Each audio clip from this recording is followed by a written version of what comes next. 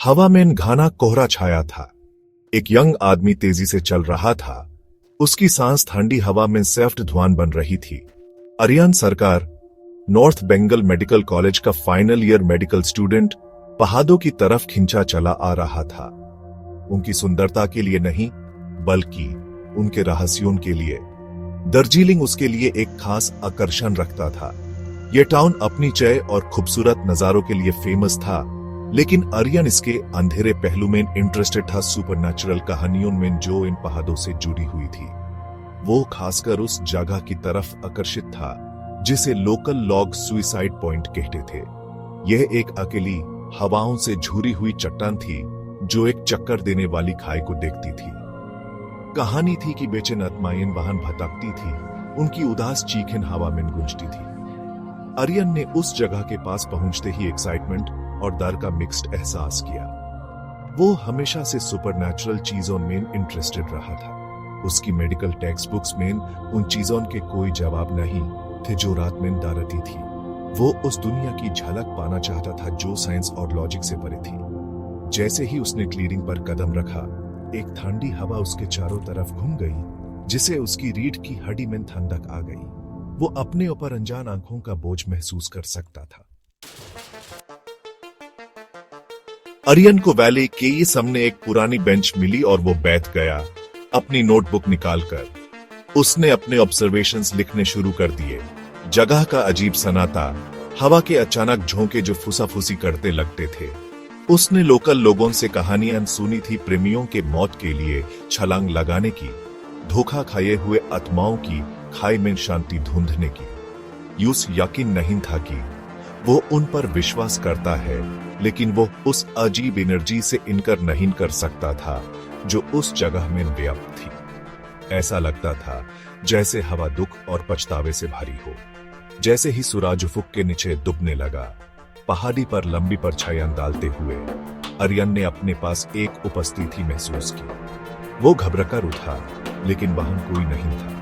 वो कसम खा सकता था कि उसने अपने गाल पर एक ठंडे हाथ को ब्रश करते हुए महसूस किया था, और हवा में एक हल्की फूलों की खुशबू थी। उसने जल्दी से अपना समन पक किया।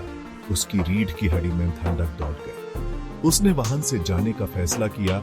उसका दिमाग उसे बता रहा था कि यह सिर्फ उसका वहां है। टाउन की तरफ वापस चलते हुए वो देखे जाने का एहसास नहीं छुड़वा सका। वो अपने पीछे पटों की सरसराहट, ट्वीगों के टूटने की आवाज सुन सकता था। उसने अपनी स्पीड बढ़ा दी। उसका दिल जोर से धड़क रहा था। जैसे ही वो टाउन के आउटस्कर्ट्स पर पहुंचा, उसने एक आखिरी बार पीछे मुड़कर देखा। जंगल के किनारे पर परछाइयों से आधा छुपा हुआ, यूं से लगा कि उसने एक फिगर देखा। एक औरत, उसका सिलवट लंबा और पतला, उसके बाल उसके कंधों के चारों तरफ काले बादल की तरह बह रहे थे। उसने पलक झपकाई और वो गायब हो गई। अगले दिन आर्यन जंगल में उस फिगर की याद से छुटकारा नहीं पा सका। उसने लोकल लाइब्रेरी जेन का फैसला किया, यह उम्मीद करते हुए कि उसे सुसाइड पॉइंट पर होने वाली भूत प्रेत की कहानियों का कोई जिक्र पुराने रिकॉर्ड्स या लोकल फोकलोर में मिल जाएगा। लाइब्रेरी एक पुरानी बिल्डिंग में थी। उसकी शेल्व्स डस्टी किताबों से भरी हुई थी। लिब्रेरियन, एक चश्मा पहने हुए बूढ़ा आदमी, ने उस मुस्कुराकर वेलकम किया। आर्यन ने सुसाइड पॉइंट और उससे जुड़ी किसी भी कहानी के बारे में पूछा। लिब्रेरियन की मुस्कान हल्की सी गायब हो गई। उसने आर्यन को लोकल हिस्ट्री बुक्स की कलेक्शन की तरफ इशारा किया। उसकी आवाज धीमी और शांत थी। कहानियां हैं, उसने फूसाफूसी में कहा, लेकिन कुछ चीजों को छेदना नहीं चाहिए। जैसे ही आर्यन बुक्स की थ्रू ब्राउज कर रहा था, एक आवाज ने उस चौंका दिया। कुछ स्पेसिफिक ढूंढ रहे हो? आवाज सॉफ्ट मेलोडियस थी, जिसमें एक ऐसा एक्सेंट था जिसे आर्यन पहचान नहीं पा रहा था। उसने मुड़कर देखा तो एक यंग औरत को देखा। वो बहुत खूबसूरत थी, लंबे काले बाल, तेज नीली आंखें और होंठों पर एक रहस्यमय मुस्कान। उसने एक सिंपल व्हाइट ड्रेस पहनी थी जो हल्की रोशनी में शिमर कर रही थी। मैं शायद मदद कर सकती हूँ, उसने कहा। उसकी आंखों में हंसी चमक रही थी। मुझे इस टाउन के सीक्रेट्स के बारे में एक दो चीजें पता है। औरत ने अपना नाम नेहा रे बताया और आर्यन के सरप्राइज के लिए वो एग्जैक्टली वही जानती थी जो वो ढूंढ रहा था। वो यूज लाइब्रेरी के एक सेक्लूडेड कॉर्नर में ले गई जहां उसने सुसाइड पॉइंट की ऐसी कहानियां सुनानी शुरू की जो किसी किताब में नहीं थी। उसने कॉलोनियल एरा के एक ट्रेजिक लव अफेयर के बारे में बताया, एक यंग ब्रिटिश ऑफिसर और एक खूबसूरत इंडियन औरत के बारे में जिन्हें साथ रहने की मनाही थी।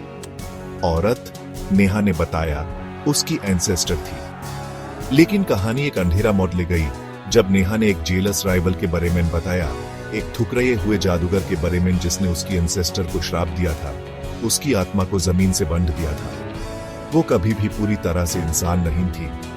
नेहा ने बताया उसकी आवाज एक फुसाफुसी से भी काम थी और जादूगर के श्राप ने उसके वंश को बिगड़ दिया, हमें अलग छोड़ दिया।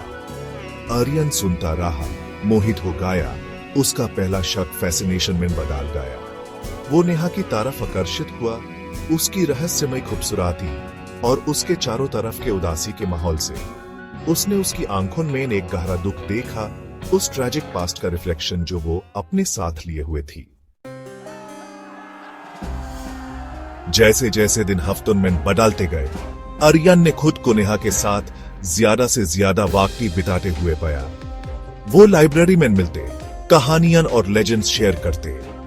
उसने जमीन से उसके यूनिक कनेक्शन के बारे में सीखा, उसकी क्षमता रेस्टलेस स्पिरिट्स की इमोशंस को महसूस करने की जो सुसाइड पॉइंट पर भटकती थी। उसने उस श्राप के बारे में बताया जो उसके परिवार को सताता था, एक श्राप जिसने उसे अलग बना दिया, एक आउटकास्ट। वो थी, जैसा कि उसने बताया, एक आधी खून जीवित और मर्डन की दुनिया के बीच में फंसी हुई। एक शाम जब वो टाउन स्क्वायर से गुजर रहे थे, नेहा अचानक रुक गई। उसका हाथ उसके सर पर चला गया। वो पास है, उसने फूसा-फूसी में कहा। उसकी आवाज दर्द से भरी हुई थी। जादूगर, वो वापस आ गया है। चक्कर का एक झोंका उस पर छा गया और आर्यन को उसे संभालना पड़ा। श्राप वो हाफ्ती ये और मजबूत हो रहा है। वो खत्म करना चाहता है जो उसने शुरू किया था। डर उसकी हरी आंखों में झलक रहा था, एक ऐसा डर जिससे आर्यन की रीढ़ की हड्डी में ठंडक लौट गई। वो तब जान गया कि उसे उसकी मदद करनी है, उस श्राप को तोड़ना है जो उसके परिवार को सताता था।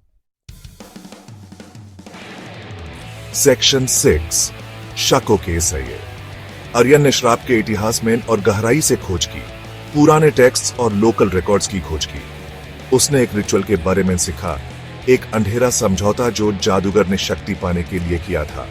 एक समझौता जिसमें उस एक चीज का बलिदान शामिल था जो उसके और उसकी इच्छाओं के बीच में खड़ी थी, नेहा की एंसेस्टर। रिचुअल अगर पूरा हो जाता तो जमीन पर बुराई की एक लहर छोड़ देता, दार्जिलिंग को एक अनंत अंधकार में डुबा देता। यूज दहशत से यकीन हो गया कि नेहा सही थी। जादूगर वापस आ गया था और वो श्राप की सालगिरह का इस्तेमाल अपनी शक्ति को 10 गुना बढ़ाने के लिए करने वाला था। जैसे जैसे आर्यन ने ज्यादा सीखा, उसने अपने आसपास अजीब घटनाओं को नोटिस करना शुरू कर दिया।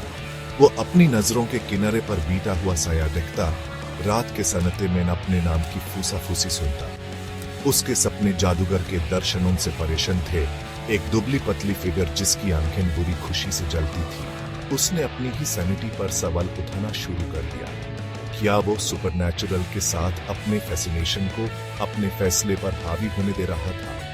क्या इनमें से कोई भी चीज सच्ची थी या वो अपनी ही बनी हुई दुनिया में हो रहा था? उसकी मेडिकल ट्रेनिंग, उसका रैशनल दिमाग यूस ये सब भ्रम मानकर डिसमिस करने का आग्रह कर रहा था, स्ट्रेस से होने वाले हेलुसिनेशंस के रूप में।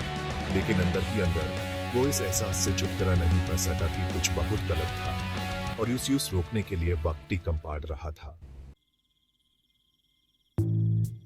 सेक्शन 7 सुसाइड पॉइंट पर सामना।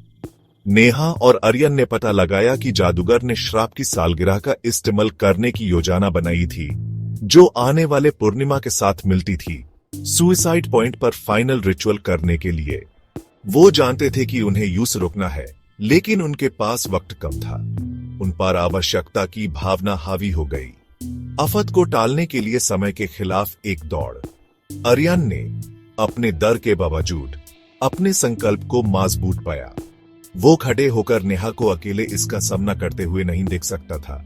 जैसे ही पूर्णिमा ने दार्जिलिंग की पहाड़ियों पर एक अजीब चमक दली, आर्यन और नेहा सुइसाइड पॉइंट की तरफ चल पड़े। हवा में ऊर्जा की लचक थी, दुनियाओं के बीच का पर्दा पतला हो रहा था। वो जादूगर की उपस्थिति महसूस कर सकते थे, अंधकार की एक स्पष्ट लहर जो चट्टान के किनारे से निकलती थी। वो वाहन खड़ा था, चांदनी आसमान के सामने एक दुबली पतली सिलुएट, एक ऐसी भाषा में जाप कर रहा था जो समय जितनी पुरानी थी। वो मुदा और उसकी आंखें एक अपवित्र रोशनी से चमकती हुई नेहा पर टिकी। उसके होंठों पर एक विजयी मुस्कान फैल गई। सेक्शन 8 एक बलिदान। जादूगर ने हमला किया। उसने अंधेरी ऊर्जा की एक धारा छोड़ दी। सया के टेंड्रिल्स नेहा को फंसाने के लिए पहुंचे। आर्यन निराशाजनक साहस के एक पल में उसके सामने कूद गया। हमले का पूरा भरसहा। उसने अपने शरीर में एक जलन महसूस की। उसके गले में एक चीख उभरी। उसने नेहा की तरफ देखा। उसकी नजरें धुंधली हो रही थी और उसकी आंखों में डर और दुख की एक झलक देखी। नहीं, वो चीखी। उसकी आवाज पीड़ा से भरी हुई थी। वो उसकी तरफ भागी, यूं से जादूगर के क्रोध से बचाने की कोशिश कर रही थी। मूर्ख, वो रोई। उसके चेहरे से आंसू बह रहे थे। तुम इसका हिस्सा बनने के लिए नहीं थे, लेकिन बहुत देर हो चुकी थी। आर्यन अपनी जीवन शक्ति को खत्म होते हुए महसूस कर सकता था। उसका शरीर ठंडा हो रहा था। जैसे ही अंधेरा उसके चारों तरफ छा गया, उसने जादूगर की हंसी सुनी, एक ऐसी ठंडी आवाज जो रात में गूंजती थी। रिचुअल पूरा हो गया, उसने कहा। उसकी आवाज विजय से भारी हुई थी। दार्जिलिंग मेरा है। लेकिन जब जादूगर अपनी जीत का जश्न मना रहा था, तब भी वो हवा में हुए हल्के बदलाव को नोटिस करने में नाकाम रहा। जिस तरह से सया खुद नेहा से पीछे हट रहे थे। सेक्शन 9 कोरेमैन गूंज।